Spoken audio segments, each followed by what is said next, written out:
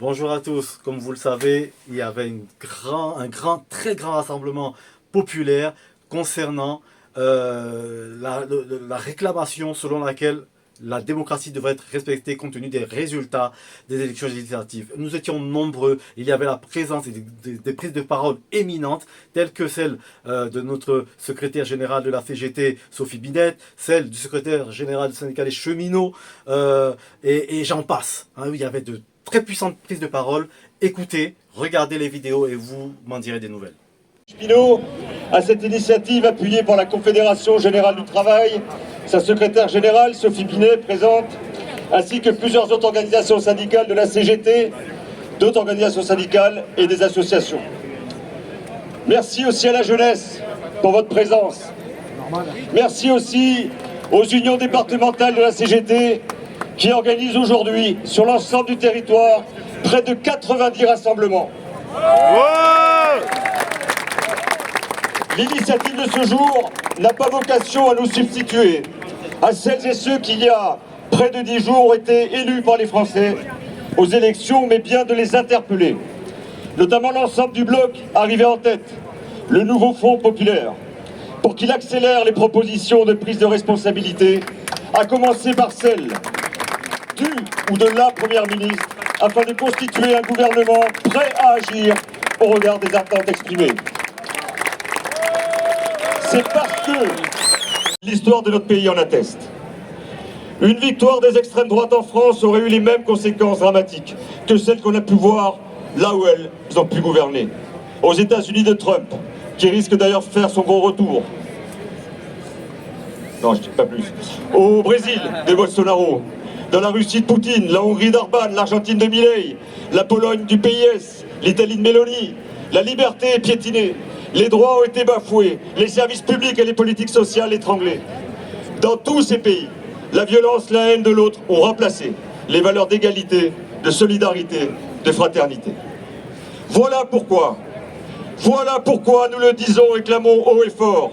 Nous ne voulons pas, nous ne voudrons jamais essayer l'extrême droite.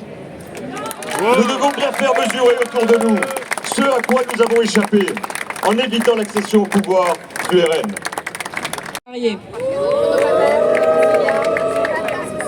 Nous voulons un gouvernement qui ouvre des perspectives de progrès en faisant enfin adopter une grande loi cadre contre les violences sexistes et sexuelles.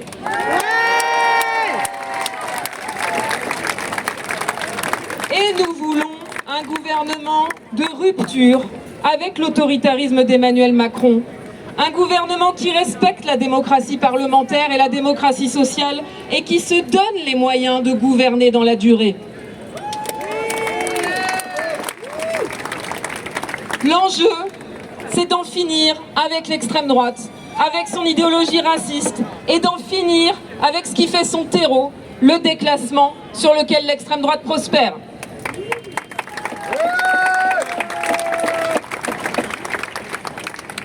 Ensemble, grâce à notre mobilisation incroyable, nous avons réussi à faire mentir tous les sondages. Alors, nous avons un message à faire passer aux nouveaux et aux nouvelles élus. Soyez à la hauteur de nos luttes.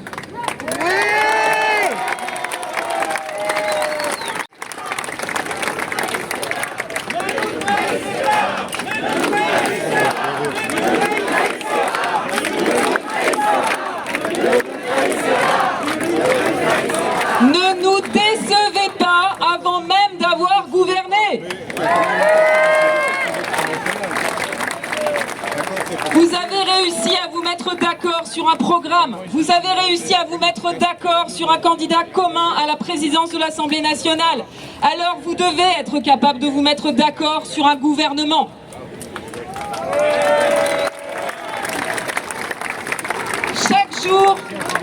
Chaque jour de perdu est un jour de gagné pour l'extrême droite.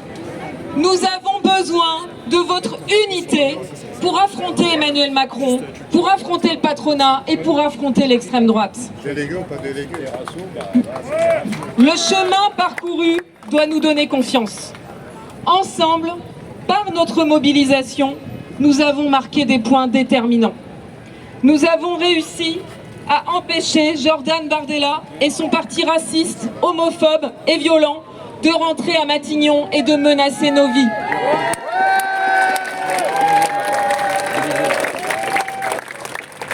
Emmanuel Macron a été sévèrement sanctionné. Nous en voyons déjà le résultat concret. La réforme de l'assurance chômage que les syndicats combattaient depuis des mois a été enterrée. Les prix de l'électricité ne vont pas augmenter cet été.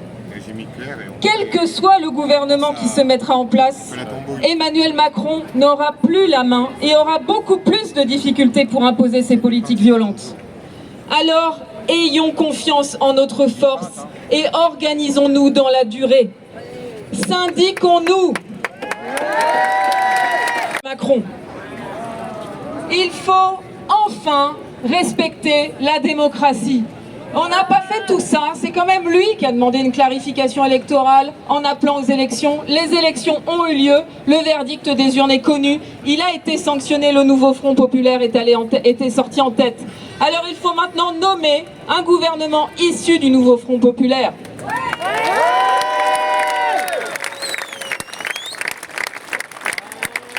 Unité, unité, unité, unité, unité, unité, unité, unité, unité, unité, unité, unité, unité, unité.